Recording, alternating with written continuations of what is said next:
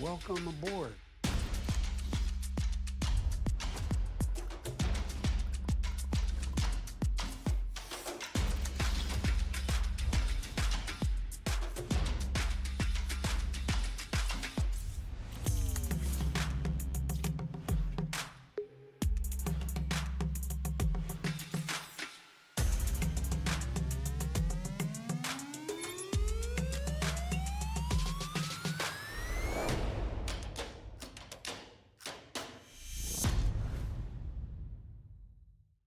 Put your hands together for Axios senior reporter, Erica Pandy.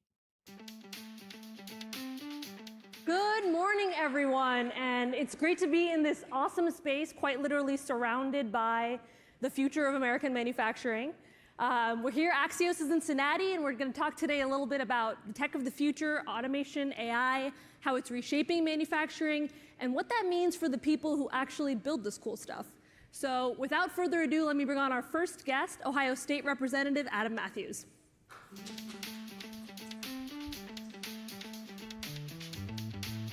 Thank you so much. Yes, of course.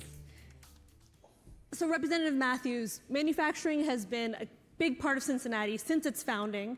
I saw in the latest Cincinnati Regional Chamber report that it is the third largest employer here in the region after healthcare and government. But this next phase of manufacturing, we hear from everyone, whether they say it's in 5 years or in 20 years, could mean a lot fewer jobs. What do you say to that? How do you as a policymaker think about how do we keep those jobs here for Ohioans? Right. So you do hear about AI coming, changing jobs, and going after, and what our manufacturing facilities and our normal types of businesses are going to have to navigate is how do we actually use the seed corn to build that next generation rather than eating it now for short-term gain. You have people coming in as entry level and still need to learn how to weld, how to be an associate attorney, how to write sales copy, how to do all of this. And if those things get outsourced to AI, we're not going to have the next generation of leadership. And the same thing is going to happen in manufacturing is if you outsource all of these things to the hive mind, to your computer, to different types of LLMs or otherwise, you may have increased efficiency in the short term, but you will falter as soon as that type of leadership changes.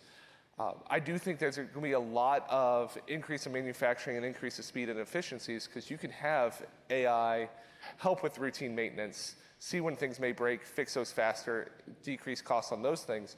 But you're still going to need humans that know whether the AI is even spitting out something that makes sense or if it's just slop. I mean, the point you're making is a great one, right? I don't want to sit in a self-driving car if I don't know how to drive a car, even if the car is doing all the driving. Does that sort of tie in with what you're hearing from companies, though? Or are they kind of full steam ahead? Many companies are doing a both and. They are seeing what they can do to use AI to augment the improvements that they've already had. So we've seen companies that have, when they've already modeled up, say, a manufacturing floor, they'll use AI to create life realistic manufacturing floors so they can try out different types of products without risking their machines being hurt. And that saves them millions right there on every single time. It's going to be full steam ahead because this is the next tool here. It's not good or bad, but barring power not being there for us or barring government interventions or misadventures into the space, AI is going to be the next thing if it isn't already. And as companies change and as jobs change, we also have to kind of modernize the way we're training the next generation for those jobs. What are some things that are happening here in Ohio that's kind of taking training to the next levels as well? Of course. So one of the things Ohio does and is required to do is licensing. And when you look at licensing, there's things like you require for getting your driver's license so many road hours. Will we get to a point where for a CDL, for a normal driver's license, for other types of licensure out here, can we do that AI only? Can we do that virtual reality only to save costs and adjust that way? We can look at that for other types of credentials down to like from the manufacturing to the medical, you can have things that instead of having that real life experience, have AI replicate that to make it more accessible. And we're going to have to determine how much the state's going to accept that. So if I'm doing my training on a virtual rig, kind of how do we make sure that it's up to par? How do we work on standards or something like that? Absolutely. So, and that's the same thing as I mentioned before. You still have to have a human that says, is this correct? You use the example of getting into a self-driving car.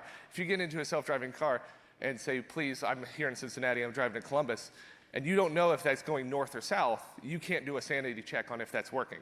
And the same thing is going to be here in Ohio. I was up around at a facility around the Wright Pat Air Force Base where they were having types of training there that had every single type of element that you would have had in a cockpit or you would have had at a UAV. And that type of training could be maybe just as good as the real thing, but you need to have someone with that oversight to train the trainer, and that's going to have to be the case for the manufacturing as well. One of the most exciting things about this thing you're talking about, this virtual training, is that it kind of democratizes the training. You don't have to be in a place. You don't have to, maybe if you're a single parent, you don't have to be away from your kids for weeks to get this. Are you seeing that? I mean, is that one of the goals as well here? Absolutely. So this brings down the barriers to entry. Just like many other technologies, it doesn't totally rewrite everything. It just increases the speed, potentially decreases the cost, and increases the access for everyone. And whether that's making it so that people that have mobility issues have routes that keep them from getting the normal work experience, or places that might not have been able to afford the type of tech that we need. I saw a local school that is helping with at-risk kids and families in tough family situations that is using AI in their security system to make sure that everyone that comes in, where everyone is well known, and they can respond in kind. You can see those things on the manufacturing floors to see your supply is running out here on the logistical chain and adjust before any real person knows, but the AI knows and can adjust production accordingly or move some worker to where that needs to be so that you can keep the lines up.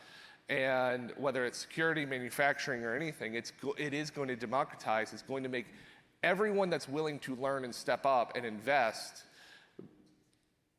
increase significantly their capacity.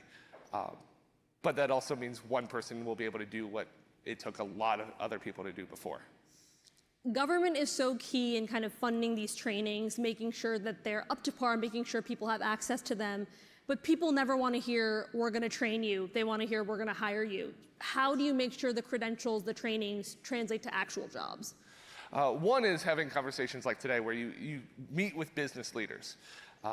Government is normally going to be overhead. We're the ones getting in the way. The ones that are hiring people are the businesses. Those are the ones.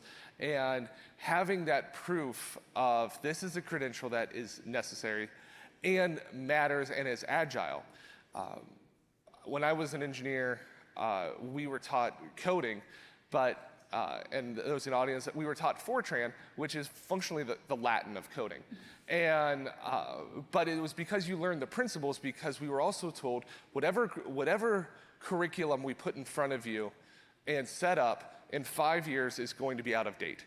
And so getting you those principles so that whatever your first job sets you up to be successful, you're going to have to be malleable at that point.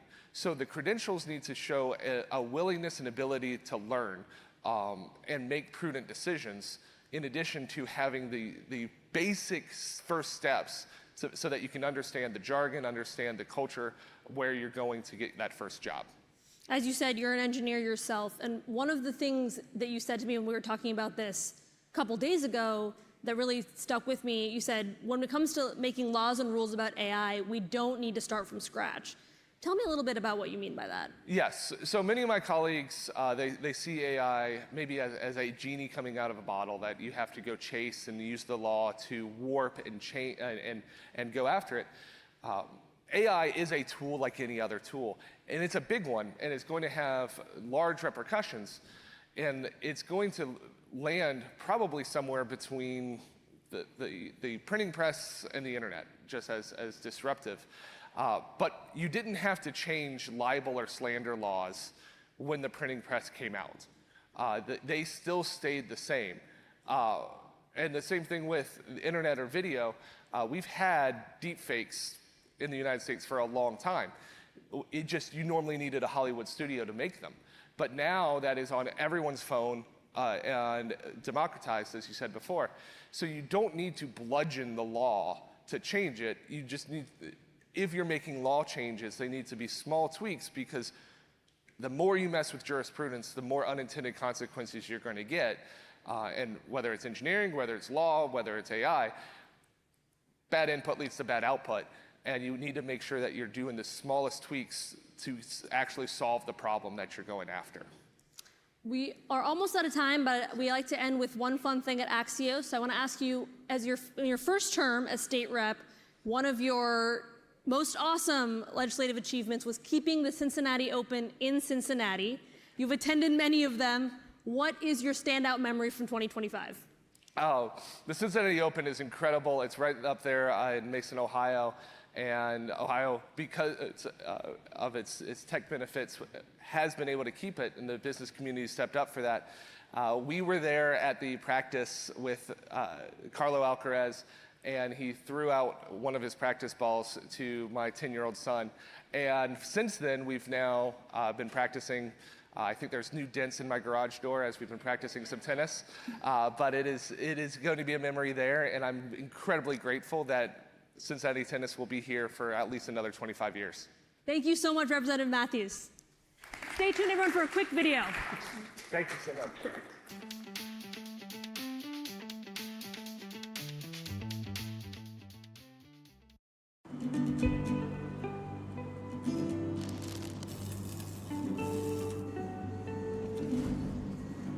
Well, I was raised by careful hands. Yeah, they made me who I am. So I'll be strong enough, I know, when I head out on my own. So I'm off to see the world. Wanna see what makes it twirl. But no matter how far I roam, you know I'm always coming home. We invent them, we design them, we build them. And one day, we have to let them soar. Yeah, I'm always coming home. Introducing to the stage, Axios co-founder, Mike Allen.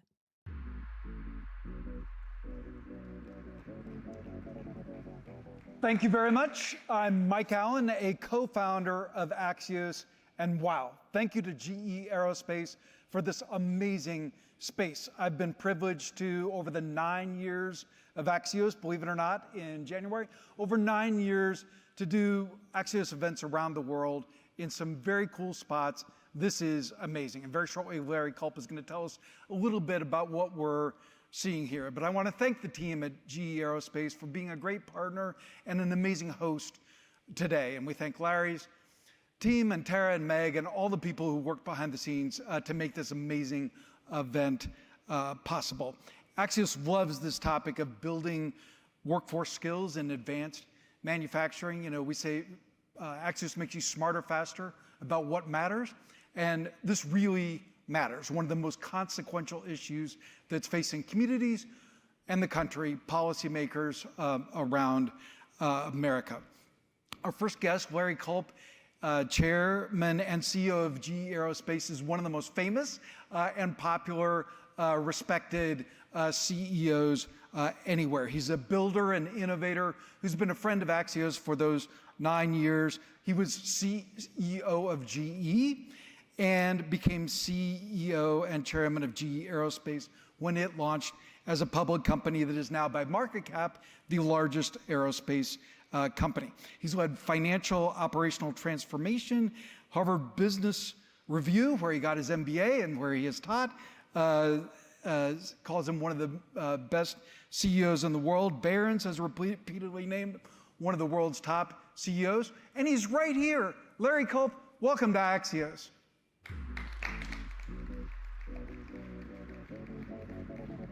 Thanks for having us in your home. Thanks for being here, Mike. Appreciate that very much. The team here has been such great hosts. We're in the GE Aerospace Customer Technical Education Center, CTEC, in Cincinnati, for those watching around the world.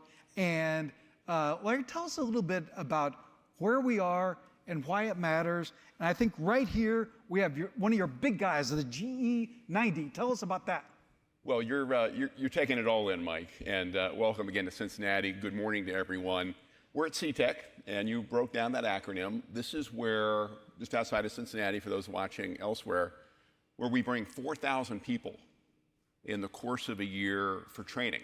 And you've walked past some of the classrooms, but the real action, of course, is in the hands-on work that we do with all of our narrow-body and wide-body engines, which are featured here. So we're really in a classroom, in a hands-on classroom, and it gives us an opportunity to bring 3,000 of our customers in for that training and about 1,000 of our own people. So it's very much an external-facing operation here.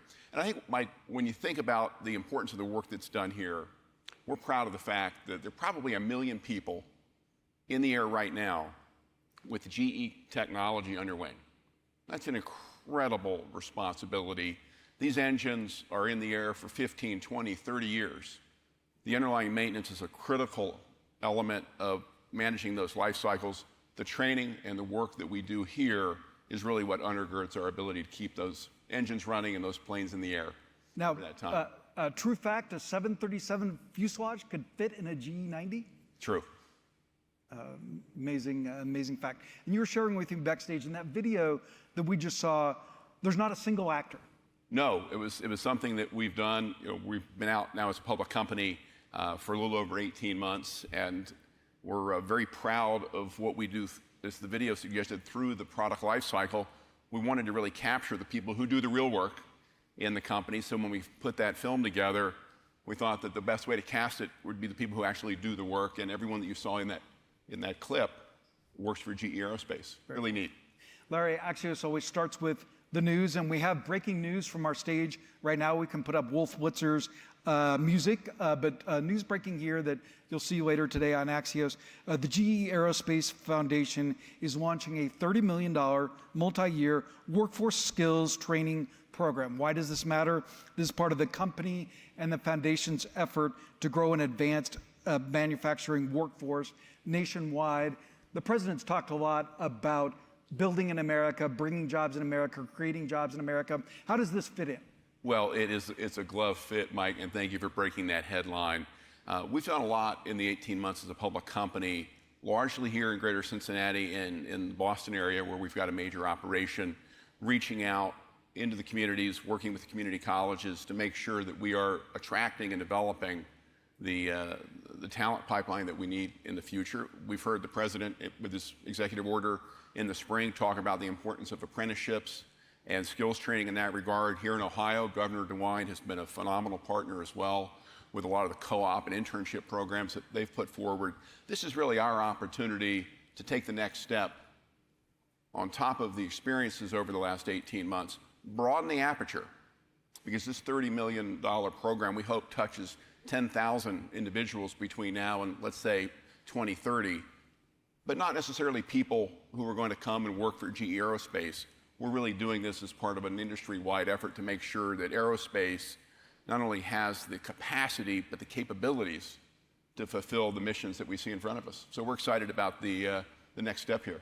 Now, Larry, our big topic today is building workforce skills in advanced manufacturing, and GE Aerospace has an enviable problem. You have an incredible backlog of orders, massive demand for your new engines. What are you doing to make sure that we have a large enough workforce to produce all those complex engines? Well, Mike, you're right.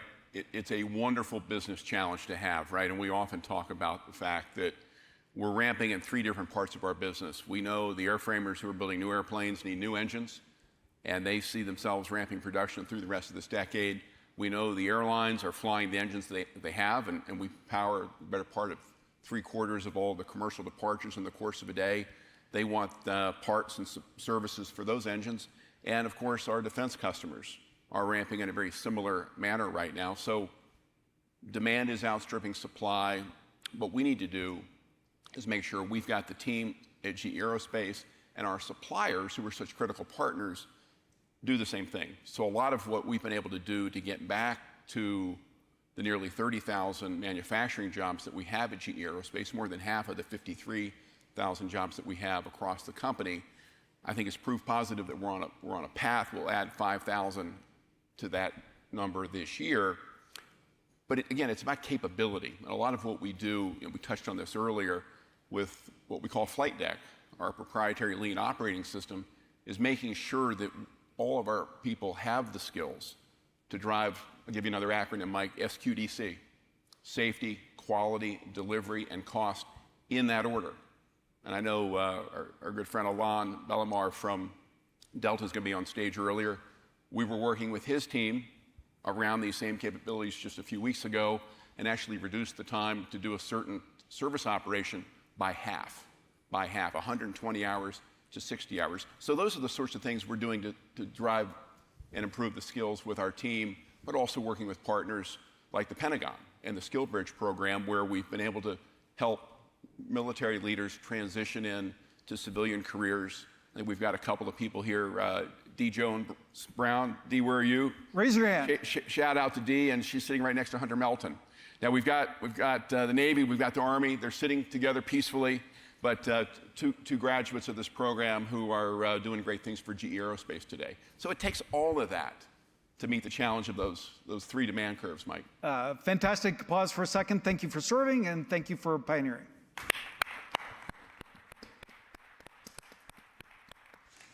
Larry, let's zoom out beyond GE Aerospace. Across the country, there's a huge number of manufacturing jobs open. Some people think 500,000 of them.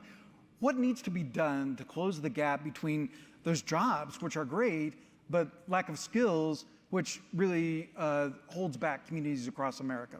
Well, I think you see a lot of people over that target right now, Mike. Clearly, what we've done the last 18 months, what we're announcing today with this $30 million program, really, I think, is going to help the aerospace supply chain. Again, not so much for GE Aerospace, but also the tier 2, the tier 3 suppliers who can't do some of the things that we do at scale, perhaps, like Skill Bridge. And at the same time, making sure that we are working with our community colleges. I know we've got Cincinnati State represented here. We've got a great program with them this year that's going to help double their capacity to train maintenance technicians, while at the same time, again, working with the state, Governor DeWine here in Ohio, the Trump administration, and everybody else that can be part of this industry-wide effort to not only identify the people who want to have a manufacturing career, but giving them the opportunities through co-ops, internships, apprenticeships, to develop the skills, and then ultimately, as Erica was talking about earlier, not only the training, but the job opportunities. And the good thing about aerospace, there are plenty of job opportunities as far as the eye can see. Now, Larry, something I learned chatting with your team, the GE Aerospace Foundation, has been very intentional about working with community colleges, as you said. What are some of the lessons that you've learned from one of the biggest companies in the world working with a community college? Well, ultimately, like politics, it's a local game, right? And Cincinnati State, for example, has been such a great partner. By working closely with that targeted approach, I think we've understood better what we can do to drive student interest, what we can do to drive student retention, and ultimately that leads to completion, right? So it's no one thing in our experience, it's scores of things as part of that curriculum development and delivery in concert with the people who know how to do that best, particularly for that cohort, is what is driving, we think, a nice uptick in not only the output, but the skills those people can bring to a GE Aerospace or anyone else in the industry. Now, Larry, you've really leaned into AI And let's talk to my nephews, young people across America. What advice would you give them, members of the future workforce, as far as adapting to the AI? And two good examples that your team mentioned to me were your blade inspection tool and Wingmate. Maybe give us an example of bringing AI to life. Yeah. Well, let's take our blade inspection tool. The most critical part of an engine, any of these engines that you see, are the blades that are exposed to the thermal forces in a incredibly hot environment. When these engines come off wing and we're doing an inspection, we're literally looking at microscopic images at every one of these blades. So the blade inspection tool is the way we get inside of the engine, much like you would during a medical procedure, capture those images, and then look for any potential signs of trouble. The blade inspection tool, utilizing AI, allows us to standardize that process, allows us to do a more thorough capture of those images, and then process those images more quickly. So back to SQDC, right? We got a higher quality product through that standardization. Safety, quality, design, cost. Delivery and cost. Okay. And it helps us from a delivery perspective because we can do that operation often in half the time. And that means the engine is off wing for less time, back on wing, which is what the airlines ultimately want. Wingmate is something that we've really deployed across the organization, including on my desktop. I'm certainly not the lead adopter, fortunately, but it's giving us an opportunity, frankly, just flat out experiment, Mike, with a GBT-based tool to help us in a whole host of areas, not just in some of the typical document generation tasks, but other things that we do that are far more challenging. This business has been built over a lot of decades by embracing new technologies, general or specific. We want to continue to build the foundation. AI is just the next step. Well, it's more than a century, right? At your headquarters, I think you have a sign, right, for Wright Brothers Aeronautics, right? Very, very, very true. Yeah. You mentioned Ohio Governor Mike DeWine. What's the role that state and federal government plays in closing this gap between manufacturing jobs and the skills to do them? Well, I think the state does a nice job here in Ohio of convening conversations like these, so all the stakeholders are in the room. If you look at the Jobs Ohio effort here, it really is making sure that the community colleges, the technical schools, the universities are crafting their programs with our needs in mind, right? These are not standalone independent efforts. And I think that collaboration that the governor has catalyzed here really makes those programs much more industry relevant for us, and in turn, that much more impactful for the individuals going through the programs. It's that simple, Mike, but also that hard. Well put, great smart brevity there, and we appreciate that you're adopted smart brevity. We were chatting backstage, one of the things about the Axios smart brevity is I always tell people, if you give your boss a long email, you're asking your boss to do work. True. And the boss does not like that. Well, I'm sure some bosses have the time and the ability to go through a 3-page note, but sometimes, with smart brevity in mind, it could be 3 bullet points. It could be 1 headline. And I'm just a big believer, and you and Jim do a great job, I think, demonstrating this on a daily basis, that great communicators simplify the complex in plain English. Brevity is confidence. We're about to get the hook. So Larry, I was looking at what's next. So GE Aerospace is designing the future of flight. So blow my mind. Tell me something you're working on now and when it will come to fruition. Well, we probably talk most about our RISE technology development program, which we think... And this is Revolutionary Innovation for Sustainable Engines? You've got all the acronyms today, Mike. Excellent. In essence, what we're doing is investing in and inventing the building blocks that will constitute the next generation narrow-body or single-aisle airplane engine. Now, in all likelihood, we won't see a plane with this engine in service until the late 2030s, but we have what we call an open fan architecture, which effectively negates the need for the nacelle, the casement around the blades, so that we're able to harvest more propulsive efficiency in the engine.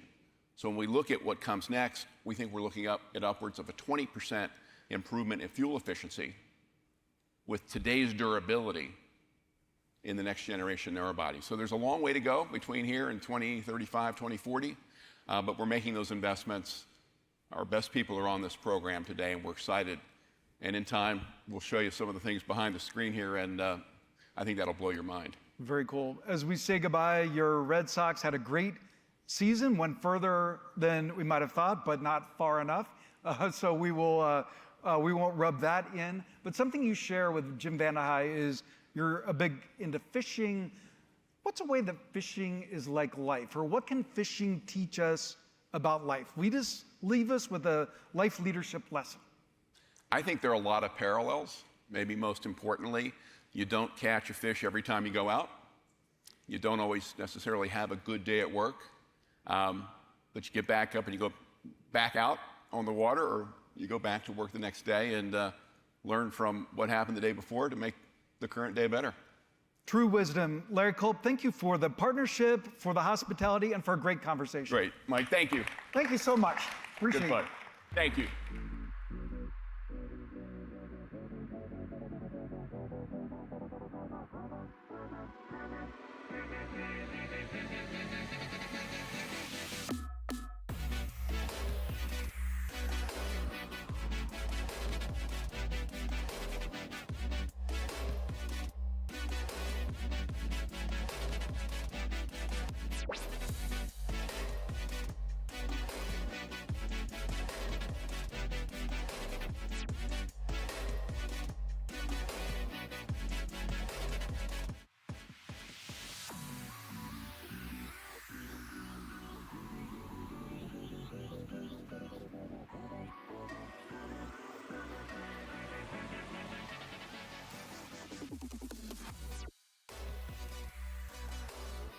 For our next conversation, we're bringing together two leaders of higher education in Ohio. Please join me in welcoming Dr. Monica Posey, President of Cincinnati State Technical and Community College, and Chancellor Mike Duffy of the Ohio Department of Higher Education.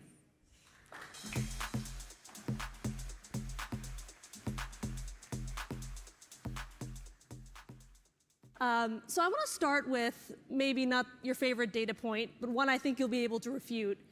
The share of Americans who say college is, quote, very important has been really plummeting in the last 15 years, according to Gallup's latest polling.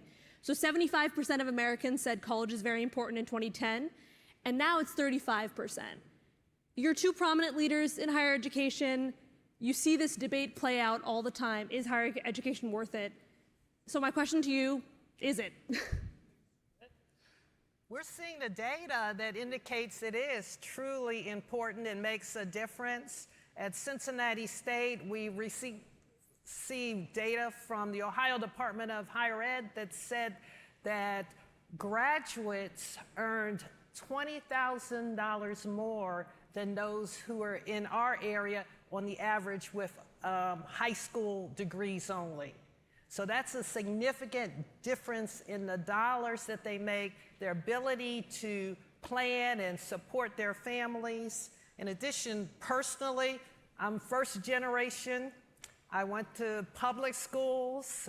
My bachelor's and master's led me to being a project manager at a corporation, 500 corporation, and then later on switching to a doctorate to president of a college. So it made a difference for me, but we see it all the time with our students. Well, Dr. Posey is right, and of course, 62% of the U.S. population attempts a college degree, and only 38% have a baccalaureate. Mm-hmm. And so when you see the data and you know that 1/3 of college students ultimately drop out, it's easy to understand the frustration. But the reality is that for those who actually complete a college degree, the return on investment is very strong. And the labor market data is very clear on that. And I want to be very clear about this because a lot of people are kind of confused. They say, well, it's changing. And although there is frustration about the cost of college and all these things, the reality is that the value has never been better than it is today. The Federal Reserve Bank of New York measures the value of a baccalaureate over a high school diploma, and they've been measuring it since 1990, so 35 years now. And it used to be $15,000 adjusted for inflation, and current 2024 dollars and now it's $20,000. So the gap between a high school diploma and a college education is actually widening, and it's becoming more important than ever. One of the key parts of this frustration that you pointed out is that parents and students feel like college isn't going to prepare them for the jobs of the future because they keep reading headlines, and I'm guilty of writing this headline, that the work is changing faster than the curriculum is. What do you, I mean, you've got a front row seat to these student anxieties. What do you hear from them? I'll start with you, Dr. Posey. And what do you tell them to make them feel better as they're navigating this next phase of life? Students do worry about selecting the right major, having a program that will lead to employment. So we provide plenty of career support right at the beginning when they start college. Make sure they understand the careers and the opportunities. We continually work with employers to make sure we are offering the right programs. In community colleges, you'll find that our curriculum is more flexible. We can change, add, expand programs much quicker. And then the parents are usually concerned about the price, the cost, being able to pay for college, not have a lot of debt on completion. And so we make sure that our tuition is very low. So you have a combination of supporting the students, but then also helping the parents understand the value of the education. And Chancellor Duffy, same question, but from your vantage point, 2- and 4-year institutions. Yeah, I mean, it's really about value. And value is about cost, and it's also about the return on that investment, so the wages. We definitely hear students talking about the STEM disciplines. We hear them talking about business, and we hear them talking about advanced manufacturing. And there's two things that you're really looking for and that I think people talk about: high wages and high growth. And when you're in this space that GE Aerospace is in right now, it is both. And so that's what's really beautiful about this in Ohio in this moment that we have. We're a very strong manufacturing state. We're within a single day drive of 60% of the US population. We have a very favorable tax climate because we don't have a corporate franchise tax. We have a commercial activities tax that's low and broad. So this produces a very pro-manufacturing state, which we've always been since the 1800s. You already kind of started this, but let's get into some solutions. There's great jobs here in the Cincinnati region and across Ohio. Ohio, probably the easiest state to say, and I stumbled over it. And another illuminating data point we have is that we know that Gen Z is much more interested in working in the trades than their millennial counterparts were. And their parents are much more open to it too, because they've started to see, okay, there's real money here, there's real opportunity here. My kid must go to a 4-year college thing, or 4-year college and then an office job isn't really a thing anymore. So what sorts of programs and partnerships are you seeing, Chancellor Duffy, across Ohio? Work-based learning, and particularly Southwest Ohio is kind of the leader in our state, I would say, historically. Both Cincinnati State and the University of Cincinnati have strong co-op programs, which are more deep relationship than an ordinary just summer internship. It's an entire semester. It might be Is this like an apprenticeship multiple semesters. Yes, but it's work-based learning where you're earning credit and it's during the actual semester. And so actually, University of Cincinnati started cooperative education in the United States in 1906, Herman Schneider. And so it is just really in the DNA in Southwest Ohio. Miami University, which is also in Southwest Ohio, has the Work Plus program. And I think if you think about higher education, in 1940, less than 5% of the US population had a baccalaureate. Now, as I said, it's close to 40%, it's 38%. Those students are not the same students that existed before. Those students today want the American dream, and they're looking for wage mobility and economic outcomes. And that workforce connection of having an internship or a co-op really produces that stickiness and that value for the employer as well. I would just add, for Cincinnati State, we do have a large co-op program, and the idea is the students are alternating between school and the work assignment. It's paid work assignment, so it helps them pay for their college education. Our coordinators make sure that the work is tied directly to their field of study. So they're advancing, but they're also connecting the employers to the college. I'll also add that we and the other community colleges in Ohio focus on pathways. So if a student, for example, is studying a trade at a high school program, at a career tech school, some of that credit might transfer into Cincinnati State. We do have short-term certificates. We have longer terms, like a 1 year, or practical nursing is a 1 year. But then we have our associate degrees, and then we also have a strong transfer module and transfer partnerships for our bachelor's, and we offer some applied bachelor's. So the key is that we have pathways to the future. A student can start in one place, get a job, continue part-time, or they can continue straight through.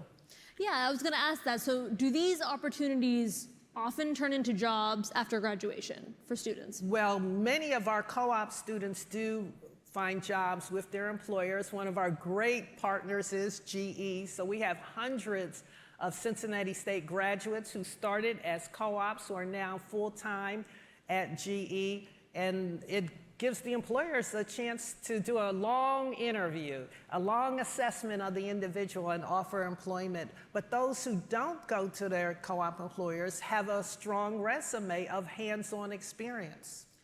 The two buzzwords when we talk about manufacturing and advanced manufacturing, the new workforce, are reskilling and upskilling. And those words kind of make everyone's eyes glaze over because we hear them all the time. But what they mean really is that the student might not look like an 18-year-old anymore. Right. There might be older learners. How are Ohio institutions, and you can speak to Cincinnati State in particular, integrating older learners into the curriculum, into classrooms, so that they can, learn the new thing and then get back on the job? Our average student age is about 25, so we have just as many from high school as mature adults coming back to college. Some are trying to advance in their current positions. Some are starting completely new careers. But they're in the classes together and they learn from each other. It's a very positive experience. And we have the supports for all types. We have a child care center. If they have children, we have a food pantry, but then we also have all kinds of advising and mental health services, so we support all ages. And if you think about it, higher education has switched from an all or nothing, really get a degree, to now pieces that stack together for a complete education. And you're never really done. It is going to become lifelong learning. It's going to be required in the future that even people with a baccalaureate degree come back and get a certificate of some kind. And the federal government and state government is supporting this now with programs like TechCred, IMAP, Workforce Pell, and et cetera. So it's very much going that direction. If you could wave a wand, Chancellor Duffy, and have every state do one thing the way Ohio does when it comes to higher education, what would that be? Well, I don't want every state to do what we do because I want to have a unique and unfair advantage. The kind of unfair advantage that GE Aerospace has with its market share and through CFM with the RISE program. I think that these things are really important, is to build on the strengths that we have. So we have a unique location. Other states can't copy that. We have a unique tax climate. Other states can try to copy it, but it's very difficult to do. We have access to fresh water. Other states can't compete with that. We have a low cost of living, which makes it a really desirable place to employ. So I don't want them to do that, but we have something in our DNA and our history, which is aviation and aerospace, the Wright brothers, the birthplace of aviation. We are a manufacturing state, as I talked about. And these are core strengths, and they're kind of in our DNA, and I think they give us a competitive advantage. So other states should do that, but I don't want them to. And how about you, Dr. Posey? What's one program happening at Cincinnati State that every community college should do, but you don't want them to do it? We have a very large College Credit Plus program, which is the high school dual enrollment. It's very successful, and we've had a tremendous support from the state to facilitate the process, to bring more students in. That means they're completing, in many cases, their high school diploma and completing an associate degree. They're saving their families money, but they're getting that college experience, and they have a pathway to success early on. Some states do that, but I think Ohio does it best.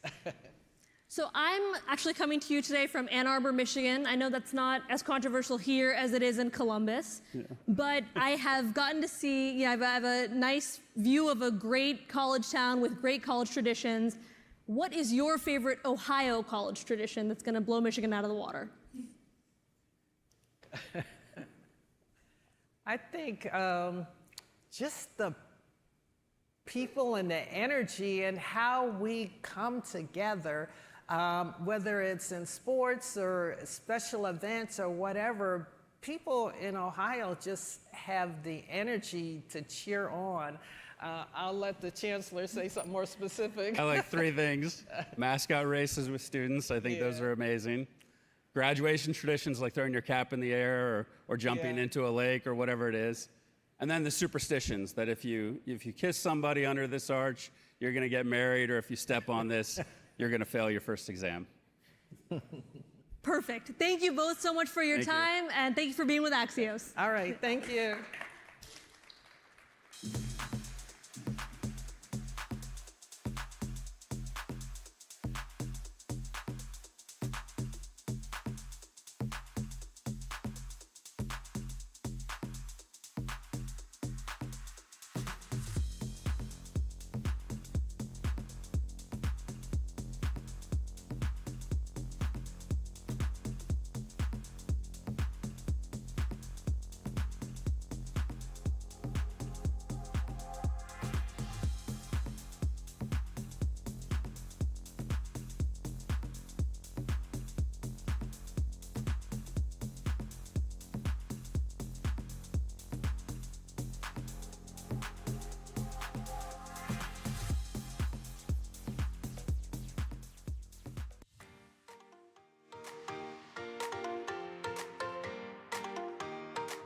You got me again. Our next guest is a leader who's been shaping Cincinnati's economy for years, connecting business, policy, and community. Please welcome Brendan Cull, President and CEO of the Cincinnati Regional Chamber.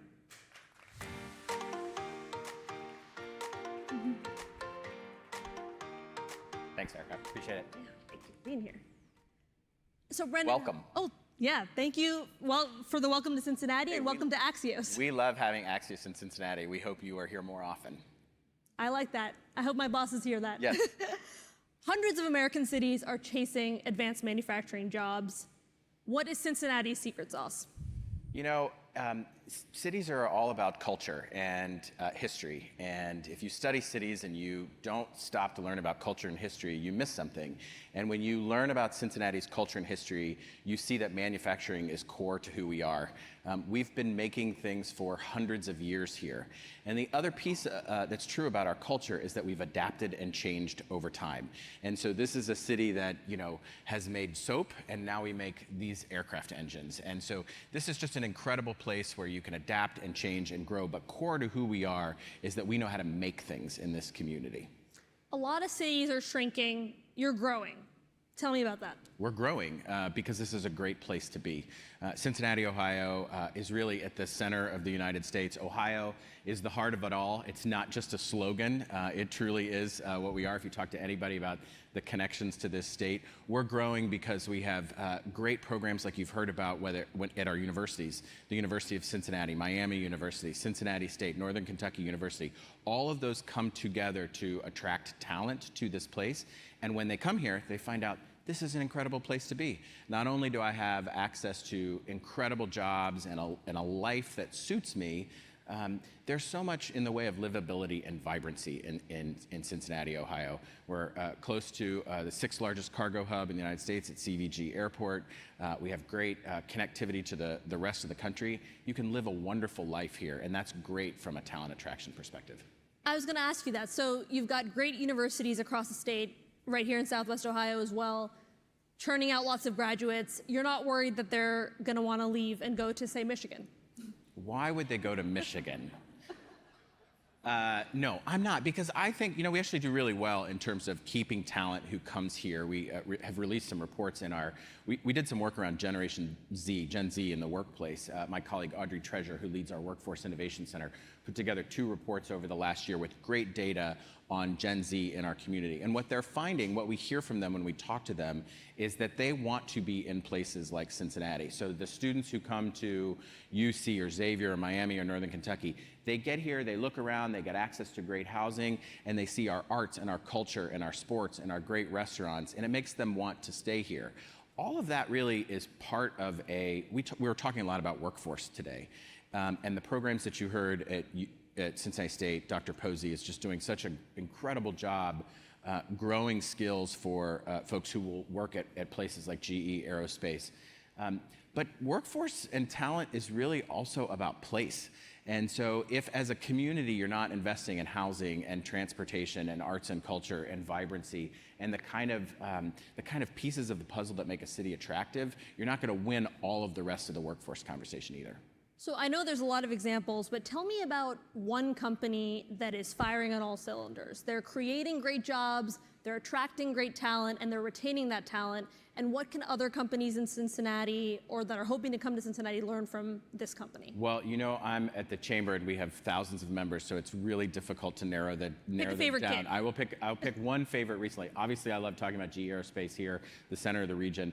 But just last week, we had a groundbreaking for a new $215 million facility by a company called Givaudan that is a flavoring manufacturing company that has great history and great roots in this part of the country. We really excel in terms of attracting food and flavoring to our region. My colleague Kim Lauterbach from Ready Cincinnati is here, partnered with the Port of Cincinnati, our development authority, to redo a space about 10 or 15 minutes from here that's going to add jobs and really continue to grow that industry in our region. So it's a great example of all of the pieces working together, taking reclaimed land, redeveloping it, putting high-tech manufacturing into the place, and becoming really a beacon for the food and flavoring industry in our region. One ideal thing that cities that are, kind of innovating are doing is that government and education and companies are kind of working together. Obviously, in every city that doesn't work out perfectly, they're often kind of behind their own doors. You've got a 30,000-foot view to all of that collaboration happening. What's some really encouraging, interesting partnerships you're seeing that you hope will be a model for the next 20 years for Cincinnati? This is really our secret sauce. And for those of you who are here and for those of you who are watching around the world, this is what Cincinnati does best, is that our business leaders have stayed around the table for centuries. And they get involved and roll their sleeves up when it comes to education. Several years ago, we passed a preschool promise guarantee. The business community came together with economic development to think about how do we invest in transportation and infrastructure. We dramatically expanded our public transit system here in Cincinnati. More recently, partnerships with the United Way. My colleague Moira Weir is here, and she has just done a great job partnering with businesses to make sure.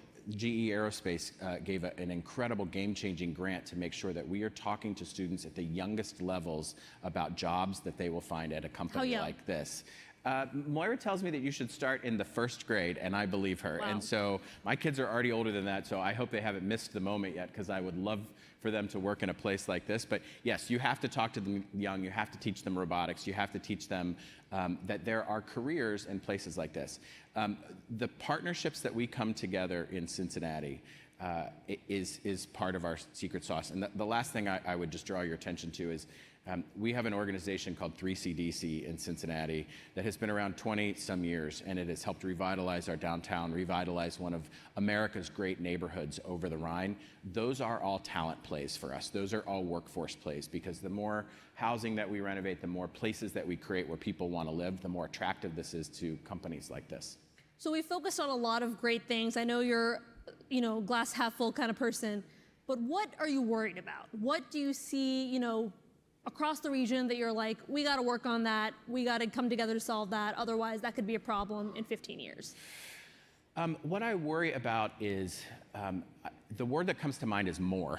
You asked me beforehand when we were chatting a little bit about what keeps you up at night. And what keeps me up at night is did we miss something? Did we throw all of the resources that we possibly could at addressing affordable housing? Did we think about drawing connections between all of our colleges and universities to attract more talent here? So it's not one thing. It's did we do enough today? And I think that I get this great chance to work with business leaders and civic leaders who go home every day and they're like, did we do enough? Did we do everything that we could to make this city as great as possible? And did we tell the world about it? And I think that, if you boil it all down, what I want and what I love about events like this is that the world gets a chance to see what's happening in Cincinnati, Ohio, what's happening in this region. And so if I worry about anything, it's making sure more people understand the magic of what's happening in this community. And we've been focusing a lot on Cincinnati, talking a little bit about, the friendly rivalry with the other C cities, other cities around the Midwest and the country. But I'm sure you work with other cities too. Like, how much are you talking to leaders in those other cities and trying to learn from them, trying to give them a little bit of secret sauce too? Because we should all benefit as well. We love these exchanges. We love to go back and forth. I learn a ton from my peers in other cities as well. What's interesting about where we are here is we sit in this, we're the largest economy in Ohio or Kentucky combined.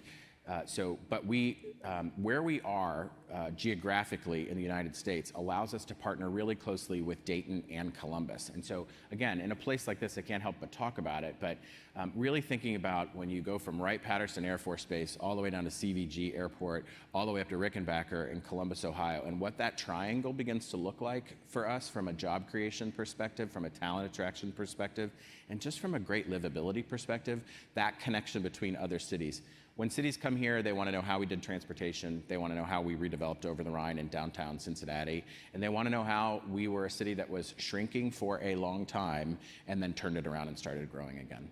So Brendan, my flight's not till later this afternoon. What is one thing I have to do in Cincinnati before I leave? Well, I would tell you that you should stop in and visit the Mercantile Library, which is a nearly 200-year-old private library downtown, but private in that it is open to everybody. And so it is a beautiful library on 2 floors, the 11th and 12th floor.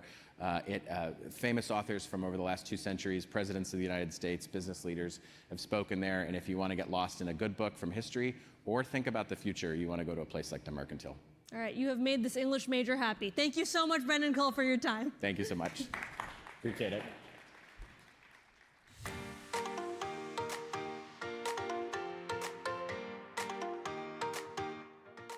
Returning to the stage, Axios co-founder Mike Allen.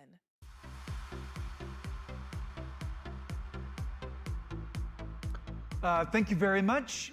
Isn't Erica Pandy great? I work closely with Erica as one of the great young leaders at Axios. She works on the Axios Essentials team with me, brings you AM, PM, and Finish Line in the evening. Health, wellness, life, leadership, one of our most popular newsletters, and that's all Erica Pandy. So I'm glad you got to see her.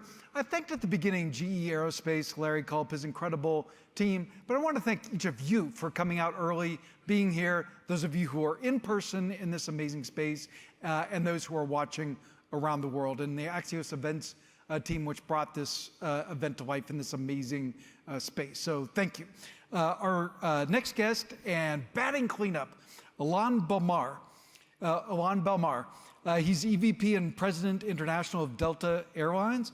He has deep international expertise running multi-billion-dollar aerospace organizations. He led transformation as president and CEO of the aircraft manufacturer Bombardier. He's the pride of Montreal. Ilan Belmar, welcome to Axios.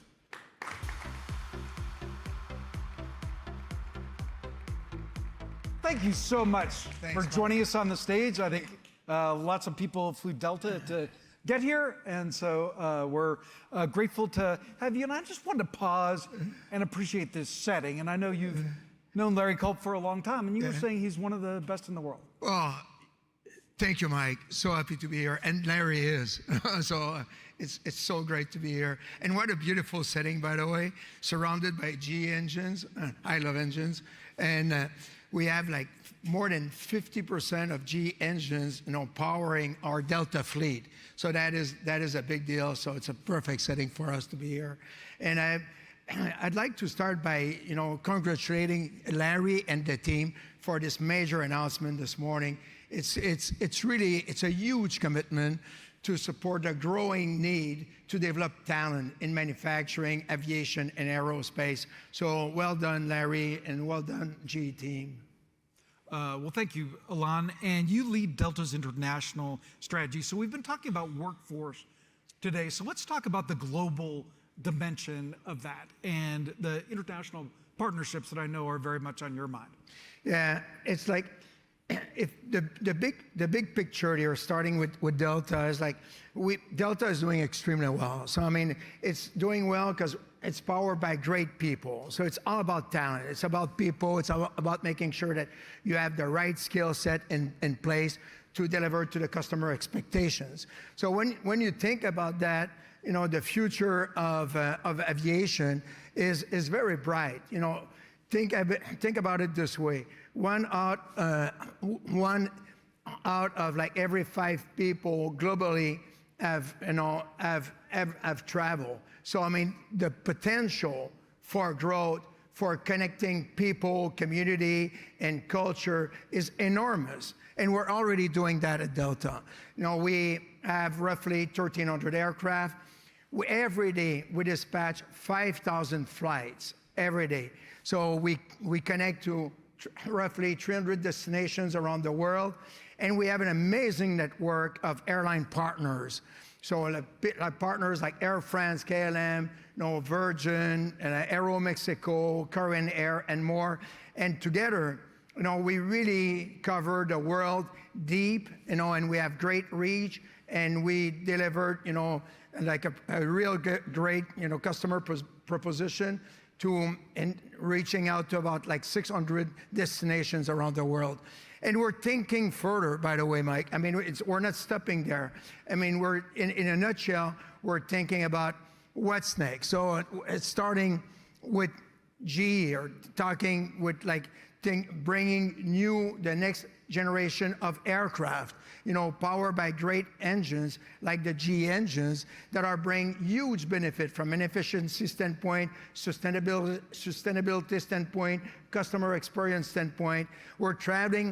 We're working to improve performance across the entire travel ribbon, from the booking experience all the way to the arrival. So we're doing a lot. And the last thing to mention that we're very excited about is we are expanding our ecosystem of partners. As you might have seen, we have partnership with Starbucks, we have partnership with YouTube, we have partnership with Uber, and we also have a partnership with Joby, which I think is relevant because Joby just announced the opening of a manufacturing operation right here in Ohio. So there's a lot happening, a lot to be excited about.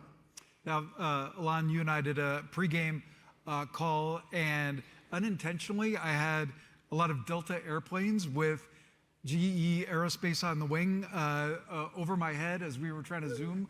The other day, I was standing right outside DCA in Arlington, Virginia. But something you mentioned to me on that call was you were saying this is a skills-first moment. And I know that something that's important to Delta is skills-first hiring. Tell us about that. Yeah, at Delta, I'm very similar to GE. I mean, we're always looking for the best of the best. And then we bring our people in, we grew people from inside. So we have like internal mobility. In all cases, like the focus is on helping people to develop. So we take But just to pause for a second. So skills first, it means you don't necessarily need a degree, right? So it's a skill first approach. That's what we do. And what really means is like you can come within Delta with like an high school degree, and you can, through different training programs that we have, you can make it all the way up to a very senior leadership position. So specific to your question, but we have a lot of programs in place to help us doing that. Yeah, tell me about your Propel program, which has a memorable name and a very cool concept. This is one of the most exciting programs that we have in terms of developing people. So Propel was launched in 2018 in response to two things. Response to a pilot shortage at that time, and also in response to our own Delta people wanting to become pilots, which is like a big dream for many people to be in the flight deck of a Delta plane. So what we've done is we've put in place a very structured, well-defined, pathway from training to your dream job, supporting by internal resources, supporting by experienced pilots, supporting by schools as well, university, flight schools, and we basically groom you. So back to the skill first. what is important is when we select the people, we want to make sure that they have the right skill set, they have the aptitude and they have the attitude to be able to make it all the way up to the dream job. And that is also, there was a comment earlier today. It's very important because when we select the people, they succeed. So they have a job guarantee as a pilot for Delta. So that is a big deal. And so you have examples of ramp agents reaching the flight deck. Yeah, so today we have 1,200 people in that program. We have roughly 200 grads that have made it to become Delta pilots. And the program was so successful that we decided to expand the program to starting with our TechOps organization. So TechOps is one of the largest MRO business in the world. We have like 12,000 highly skilled people, professional, 6,000 AMT technicians. And what we've done is we have opened the door for anybody within the organization wanting to become an AMT technician to go through that Propel program to be able to reach their dream. So we have that for AMT, we have that for ground maintenance, mechanics, and we are expanding this because it's such a powerful program, and it gives the ability for Delta employees to actually keep growing and moving up in the organization. So I've had a good time in Cincinnati over the last couple days. I got the King Slab at the Montgomery Inn, and Graders has long been one of my go-to gifts, and I got to visit it in person. But connection to the community is a big value for Delta, and you can't fly Delta without knowing that you have a huge presence in Cincinnati. Yeah, our presence in Cincinnati, we have roughly, in Ohio in total, we have roughly 100 flights a day, and Cincinnati about half of that. So in total, we have roughly 1,300 people in the state. So it's a big focus city for us. It's important. And you have obviously GE, which is a big, massive customers of Delta as well. But back to your question about the community, I mean, we are based in Atlanta. So we're an Atlanta-based organization. And no different than GE, we really connect, deeply with our community. And it's true with university, technical colleges, like any school that have FAA certified, A&P schools. So we are really involved. Now, nobody can have a conversation with you, Alon, without knowing that people are the power of Delta. And lots of people say that, but you bring it to life in some very interesting ways. And you mentioned to me strong communication and strong collaboration. Yeah, well... A strong empowerment. Yeah, I'm sure you've heard that before. Like, Delta is a people-centric organization. And I know it's easy to say, and it's very interesting. I moved from aerospace for over 20 years into aviation. And when I joined Delta, and I was seeing the power of people and how caring people were. And at first I was saying, oh my God, like this is so, unique. It's very unique to Delta. So the people, there's many factors into this. So people are very caring. They care for each other and they care for customers. They are empowered. People are empowered, and it comes with accountability, which drives performance. There's tremendous trust in the organization. So tremendous respect between colleagues. So we build on each other, and it makes an organization that is like very powerful because of our people. And that isn't a word you often hear in business, kind. And you say, if we take care of, this resonates with me as someone who has the privilege and responsibility of leading people. You say, if you take care of your people, they will take care of your customers, and be kind to your customers. Yeah, and that's a big deal. So when you take care of your people and you do it in the right way, like being genuine about that, I mean, they take care of customers and they bring the elevated service. And it's a circle, right? And then you have happy customers and they come back. And as they come back, the business does better, and then you can reinvest in people. So this is really something that is really powerful at Delta.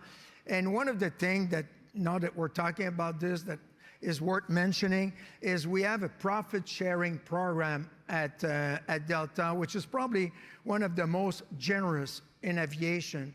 And we do that every year, once a year on Valentine's Day, on Feb 14. And we share basically the company profit with employees. So it's very simple. If we win at Delta as a business, we want our people to win as well.